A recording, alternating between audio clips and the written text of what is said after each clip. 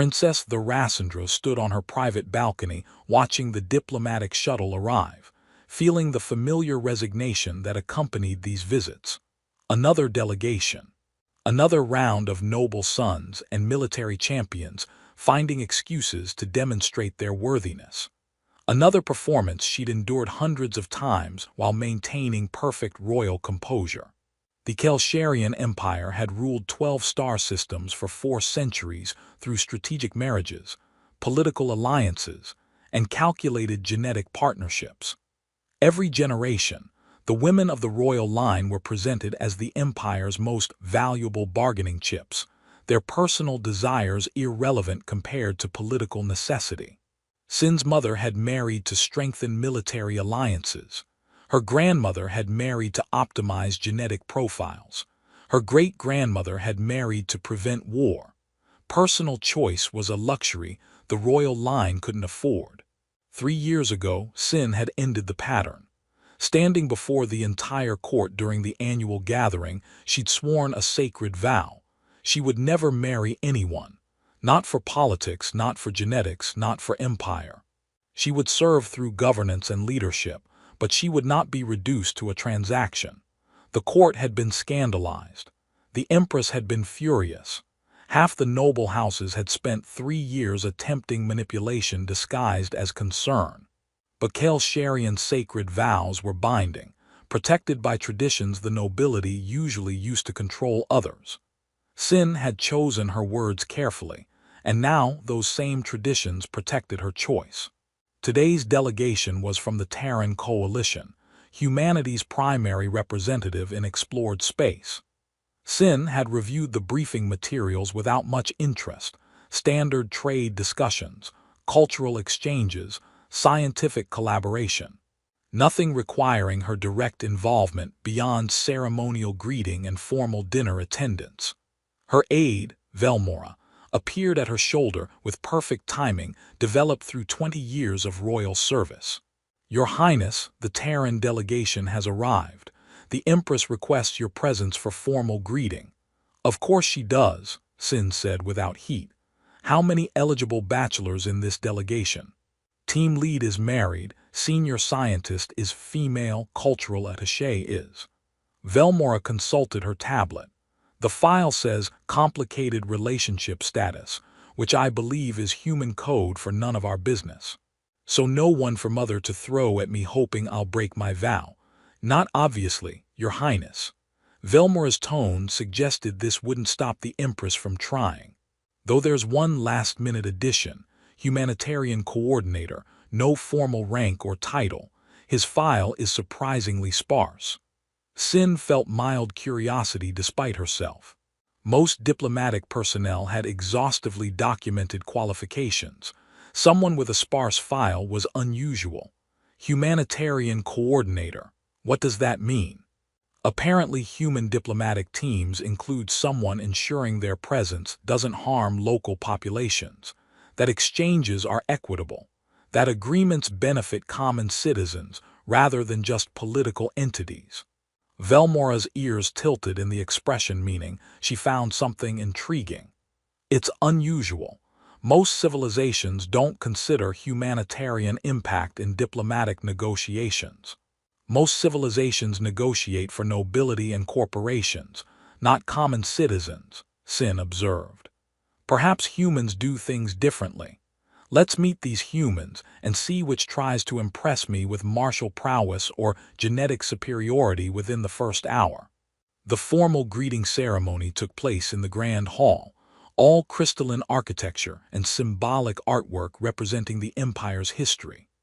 The Empress presided from her throne with Sin at her right hand, positioned to clearly mark her as heir and most valuable political asset despite her sacred vow. The Terran delegation entered with appropriate diplomatic formality. Ambassador Park carried herself with professional competence. Dr. Akaffer seemed more interested in the hall's architecture than political theater. The cultural attaché kept exchanging loaded glances with the military liaison, confirming that complicated relationship status assessment. Standard diplomatic array, everyone playing expected roles. Then came the humanitarian coordinator, entering last, and his presence immediately disrupted Sin's expectations. David Reeves, according to formal introductions, looked profoundly uncomfortable with ceremonial aspects. Unlike others who performed appropriate bows and spoke formal acknowledgments, he simply nodded respectfully and seemed far more interested in observing palace staff and guards than the royal family. When Ambassador Park began formal speeches about friendship between civilizations, David's attention drifted entirely. Sin watched with growing fascination as he noticed a palace servant struggling with a heavy ceremonial banner listing dangerously. Without apparent thought for protocol, David stepped out of formal arrangement, crossed to the servant, and helped stabilize the banner while murmuring something that made the servant, who looked terrified of royal notice, smile slightly. He returned to position as if this was completely normal during formal ceremonies, apparently oblivious to every noble in the hall staring with various degrees of shock. You didn't break ceremonial formation. You especially didn't break formation to help palace staff with manual labor. Those tasks were beneath notice of anyone important enough to be in the grand hall.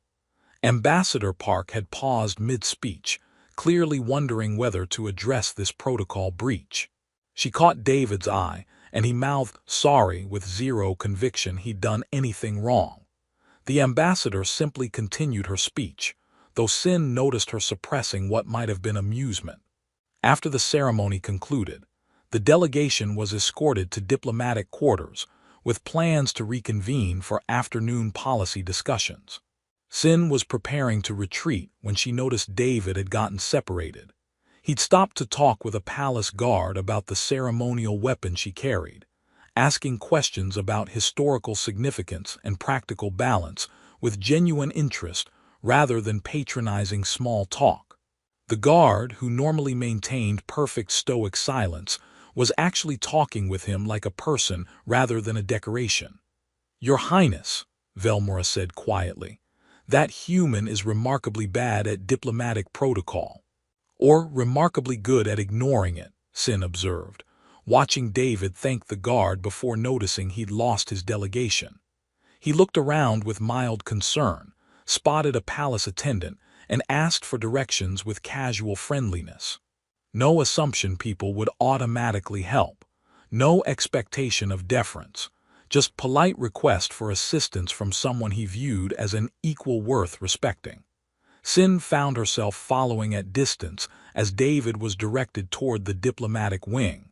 He stopped 3 more times, once to help a maintenance worker with a stuck door panel, once to admire artwork and ask the nearest servant about its history, once to give a child who'd wandered from staff quarters confident directions back where she belonged. Every interaction was the same: genuine interest in people, effortless kindness that seemed unconscious rather than performed, complete absence of concern for status or hierarchy. By the time he reached diplomatic quarters, Sin had watched him treat approximately 7 different people with more respect and friendly attention than most nobles showed their own family. Over the following 3 days, Sin found herself inexplicably aware of David Reeves despite having no official reason to interact. Diplomatic negotiations proceeded normally. Ambassador Park was competent, trade discussions standard, cultural exchange proposals reasonable. David's role meant he attended some sessions but mostly operated independently, apparently conducting his own assessment of how proposed agreements would affect common citizens rather than just political entities. Sin's duties required attending formal sessions, but her attention kept drifting to reports Velmora provided about the human coordinator's unusual activities. He'd requested permission to visit worker districts rather than tourist areas. He'd spent hours talking with merchants, laborers, teachers, medical staff about their lives and concerns. He'd asked uncomfortable questions about labor practices, wealth distribution, whether the empire's expansion actually benefited people in newly incorporated systems. These weren't typical diplomatic concerns. Most foreign representatives cared about trade advantages and political alliances, not whether common citizens were thriving. Noble houses were reporting to the Empress that this human was asking dangerous questions that could inspire dissatisfaction among populations that had accepted their place in imperial hierarchy. The Empress called Sin to her private chambers, which was never comfortable. "This humanitarian coordinator is becoming a problem," the Empress said without preamble. "He's speaking with workers, asking about conditions, suggesting our internal policies are relevant to diplomatic agreements. Noble houses are concerned he's undermining social stability by asking whether people are happy." Sin kept her tone neutral. "How revolutionary. Don't be flippant. The empire functions through clear hierarchy and understood social structures. Having foreigners question those structures creates instability."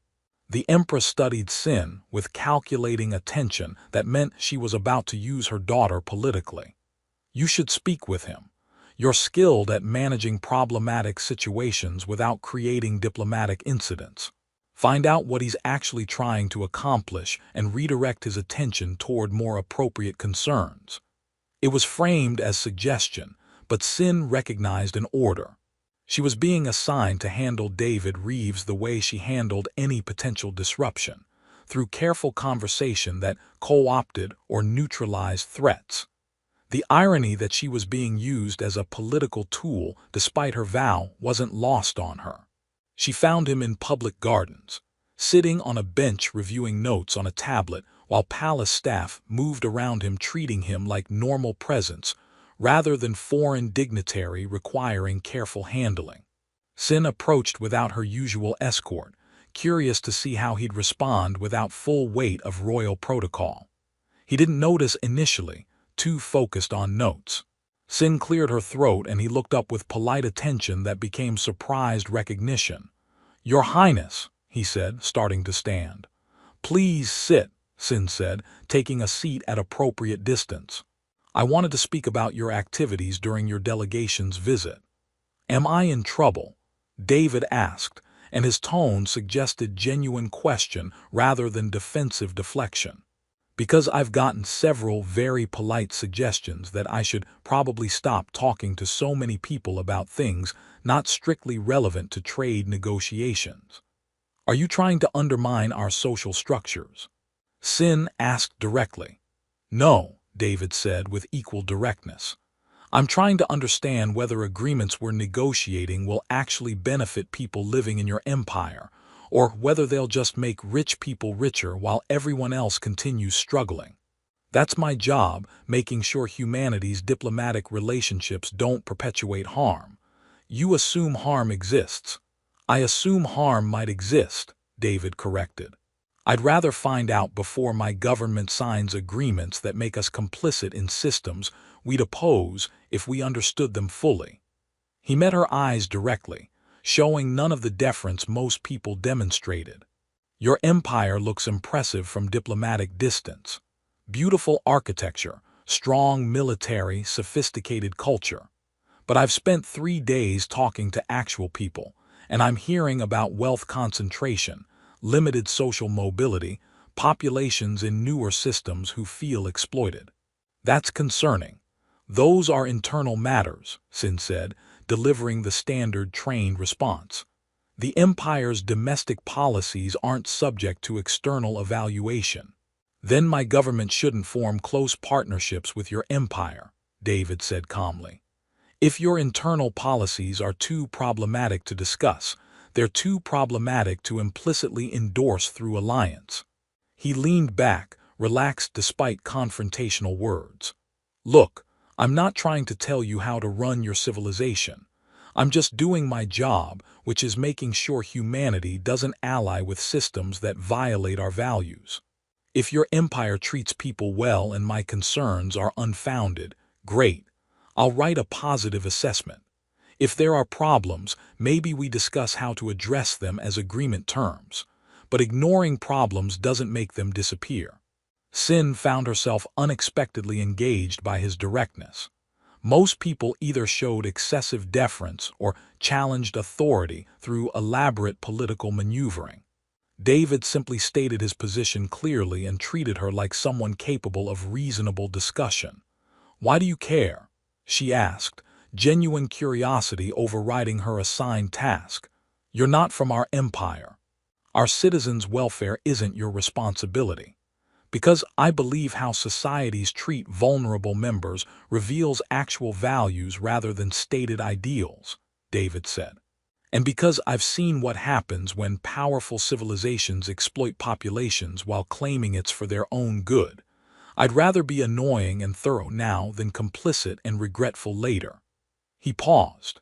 "Also, people I've talked to are fascinating.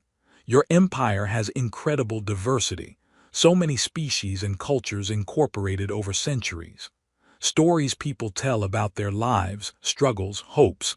That's the real empire, not ceremonial halls and formal treaties. I care because people are interesting and worth caring about." Sin realized with surprise that he hadn't mentioned her vow, appearance, or political status. He'd been in the Empire 3 days, surely heard about the princess who'd sworn never to marry, and apparently considered it completely irrelevant. He was talking about policy and people and values, not treating her as potential conquest or political prize. It was remarkably refreshing and deeply unsettling in equal measure. The following week, Sin found herself seeking David's company more frequently than her assigned task required. She told herself it was about managing potential diplomatic problems, but Velmora's knowing expressions suggested her aide wasn't fooled.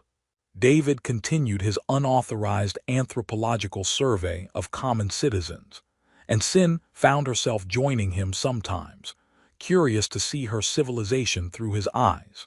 He had an ability to talk with people that transcended social hierarchies.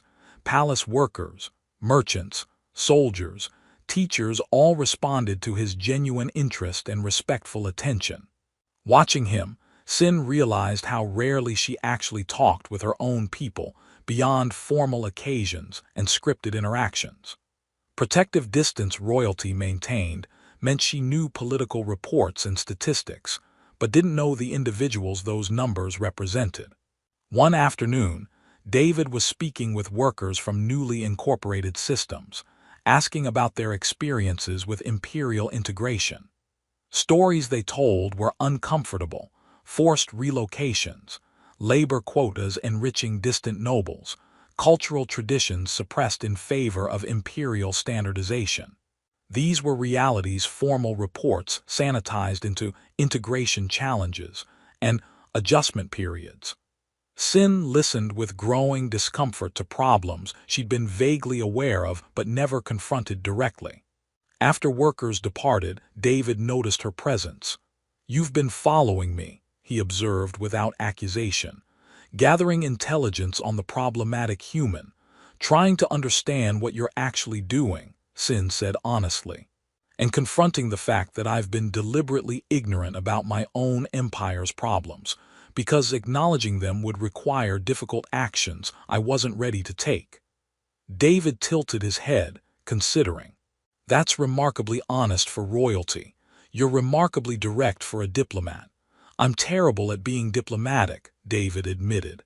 "Ambassador Park reminds me frequently. But I'm good at listening to people and caring whether they're okay. Those seem like more important skills than knowing which fork to use at state dinners."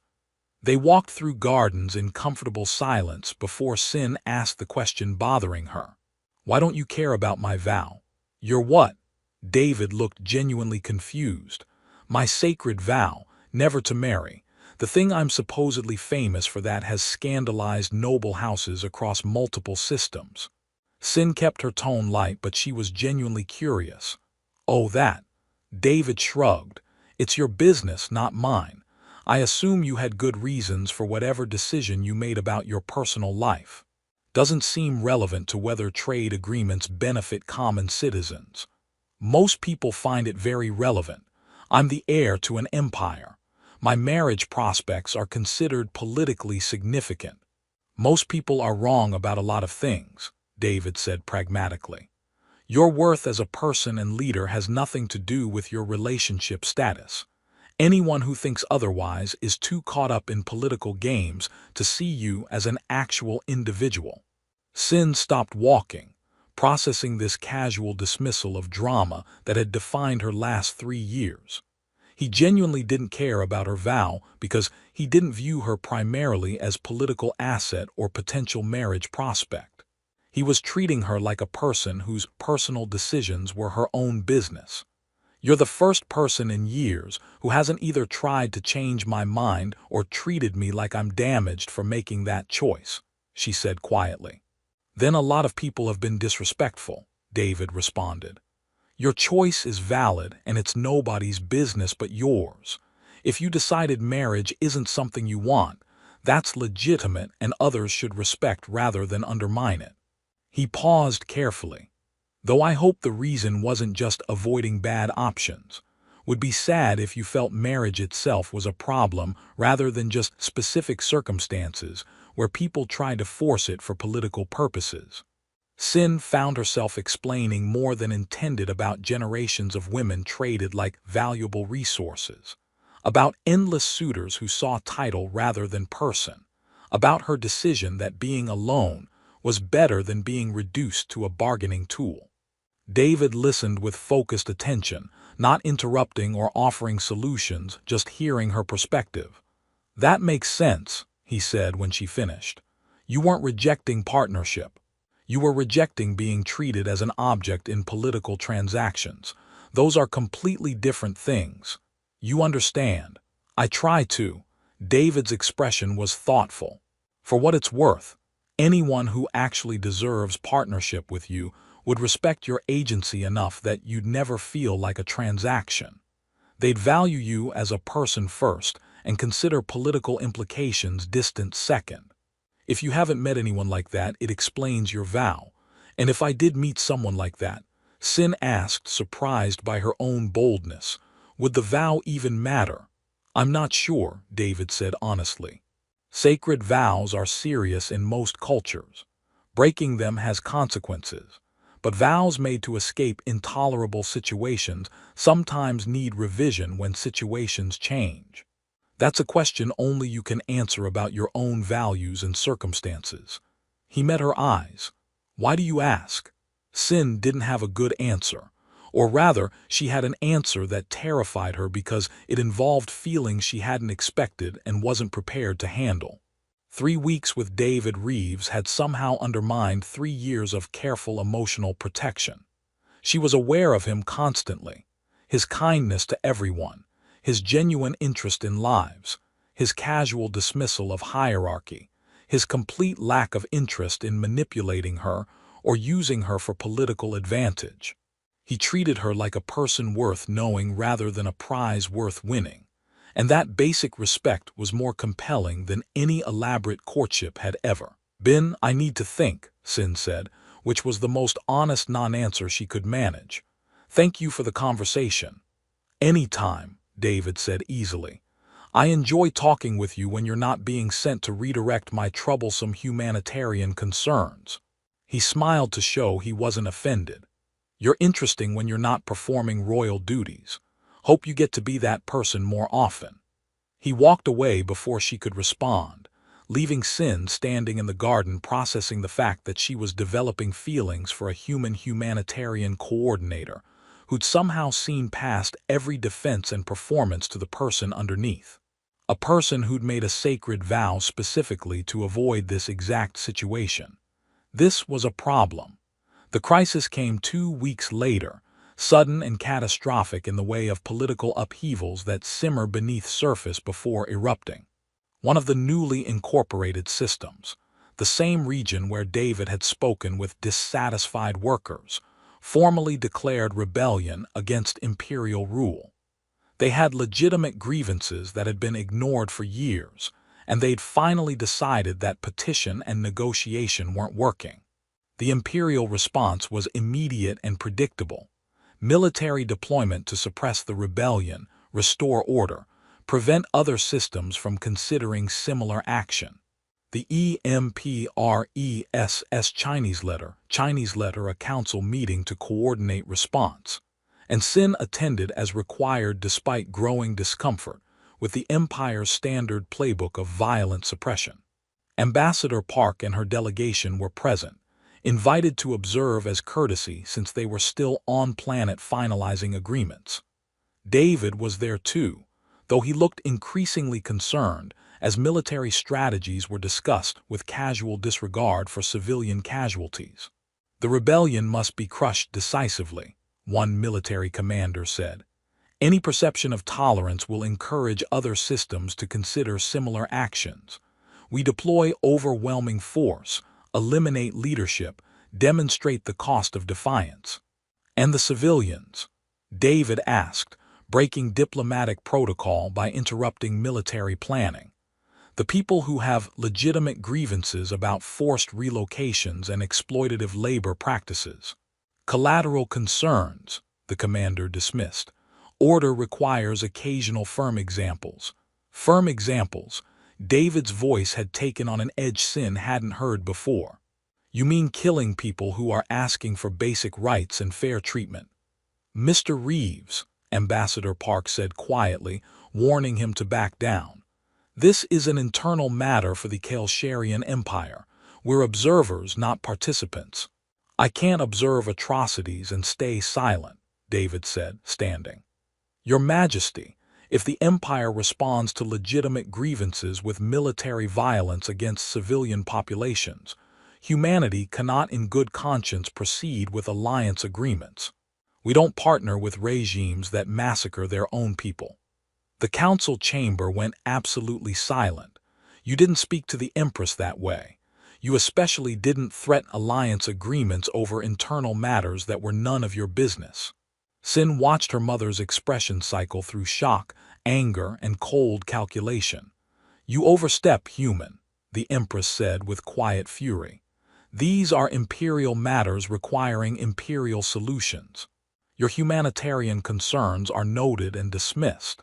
Then humanity is withdrawing from alliance negotiations, David said, his voice steady despite facing the Empress's anger.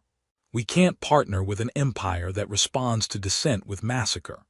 I'm sorry, Ambassador Park, but I'm using my authority under coalition humanitarian protocols to recommend immediate withdrawal. He turned and walked out before anyone could respond, leaving chaos in his wake. Ambassador Park looked torn between diplomatic fury and grudging respect for principle. The Empress looked murderous. The military commanders looked confused about whether they should be insulted or simply amused that a human thought his opinion mattered. Sin felt something click into place with crystalline clarity. David had just destroyed his diplomatic career and potentially endangered the entire human delegation by speaking truth to power when everyone else was carefully silent. He'd done it because he genuinely cared about people he'd never met, because his values weren't negotiable even when facing personal consequences, because he couldn't watch atrocities and stay silent. He'd stood by those principles without hesitation, and he'd done it in front of her, demonstrating exactly the kind of courage and integrity she'd spent years searching for and never finding. This was what partnership could look like. Not political calculation or genetic optimization, but someone who stood for their values even when it cost them everything. Someone who saw injustice and acted despite personal risk. Someone who cared more about doing right than doing well. Sin stood, feeling her own decision crystallize with the same clarity. Mother, the human is correct. Every eye in the council turned to her. The Empress looked stunned. Sin never contradicted her in public forums. The rebellion exists because we've ignored legitimate grievances for years. Military suppression will create martyrs and inspire more resistance. If we respond with violence, we prove we're exactly the oppressive empire they're rebelling against. You would side with rebels over your own empire. The Empress's voice was dangerous. I would side with reality over comfortable lies, Sin said, her voice carrying clearly despite her heart racing. This empire has been exploiting incorporated systems for decades while pretending we're bringing civilization and prosperity. We've been complicit in injustices because addressing them would require uncomfortable changes. The human saw through our pretenses in 3 weeks. Perhaps we should listen instead of silencing him with violence. She turned to address the full council. I propose we send negotiators instead of military. Address their grievances, implement reforms, demonstrate that the empire can change when confronted with truth. If we respond to every dissent with massacre, we're not an empire worth preserving. The silence was deafening. Sin had just publicly broken with her mother's position, sided with a human against imperial policy, and suggested reforms that would enrage noble houses across multiple systems. She'd probably destroyed her own political future and definitely created a crisis that would take years to resolve. But as she walked out of the council chamber to find David, to tell him he wasn't alone, that his principles mattered, that someone had heard him and chosen to stand with him, Sin felt lighter than she had in years. Her vow had been about refusing to be a transaction, but choosing to stand with someone who respected her agency, valued justice over expedience, and saw her as a person rather than a prize. That wasn't breaking her vow. That was finally honoring what it was always meant to protect. She found David in the diplomatic quarters packing his belongings, clearly preparing for immediate departure. He looked up when she entered, his expression suggesting he expected condemnation or arrest. "Your Highness, I'm sorry if I've created problems for you.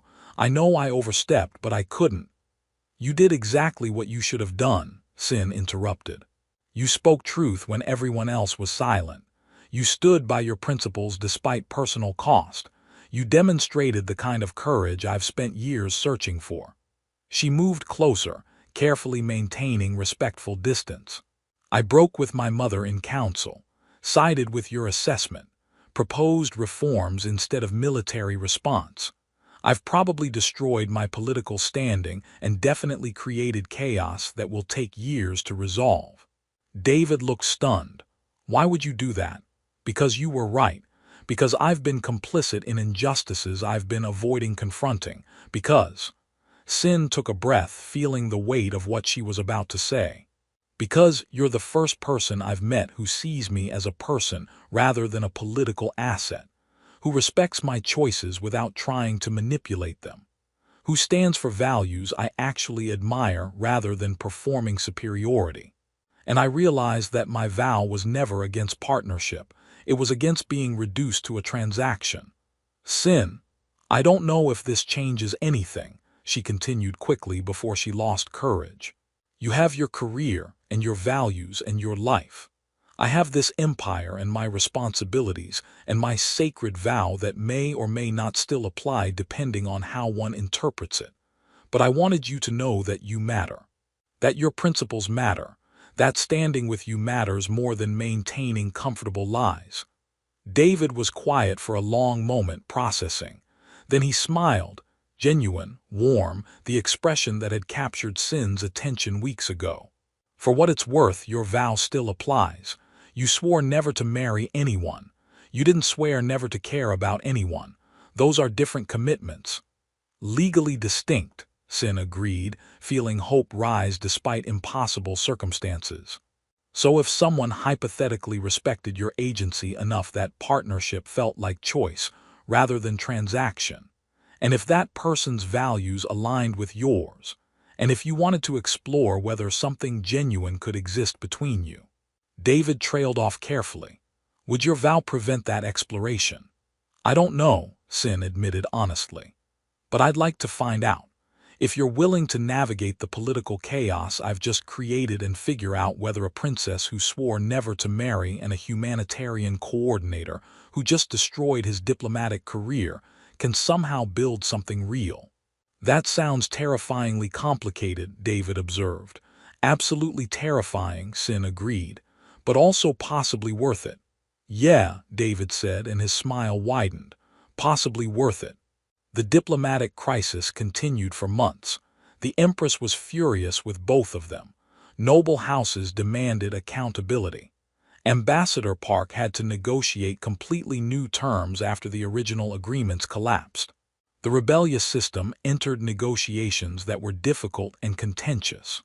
But through all of it, Sin found herself working with David, not as princess and diplomatic coordinator, but as partners trying to build something better than what existed before. They negotiated reforms that addressed actual grievances. They established humanitarian oversight in imperial policies. They created systems ensuring incorporated populations had voice rather than just obligations.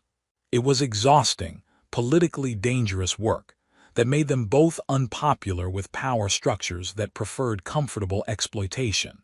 And somehow, through working together toward shared values, they built something neither had expected: partnership based on mutual respect, shared principles, and the revolutionary concept that love built on agency and equality mattered more than political advantage or genetic optimization. Sin never formally broke her vow. She'd sworn never to marry anyone, and she kept that promise for years. But eventually, when she and David had built something real through shared work and genuine connection, when her empire had reformed enough that royal marriages no longer felt like transactions, when they both felt ready to choose partnership freely rather than having it imposed, then and only then did they revisit the question. "My vow was against being treated as a transaction," Sin said one evening, years after they'd first met. "Against marriages arranged for politics rather than partnership. But if I choose freely, with someone who respects my agency and values me as a person, is that breaking my vow or fulfilling what it was always meant to protect?" "Only you can answer that," David said, echoing his response from years earlier. "What do your values say? That promises made to escape intolerable situations can be revised when situations change." Sin quoted his own words back at him. "That vows protecting agency don't prevent freely chosen partnerships. That's spending my life with someone who makes me want to be braver and more honest and more just. That's not breaking a vow. That's finally honoring what I was protecting. So I'm ready to choose if you are." Years later, when historians wrote about the reforms that transformed the Kelsharian Empire from exploitative hierarchy to more just partnership of systems, they'd note the role of Princess Thorasindra and human coordinator David Reeves in creating change through their work together. Some would call it political alliance. Others would call it revolutionary partnership. The people whose lives improved because two individuals refused to accept comfortable lies and chose to stand for justice, they called it hope. But Sin and David, building their lives together through freely chosen partnership based on mutual respect and shared values, called it something simpler. They called it love.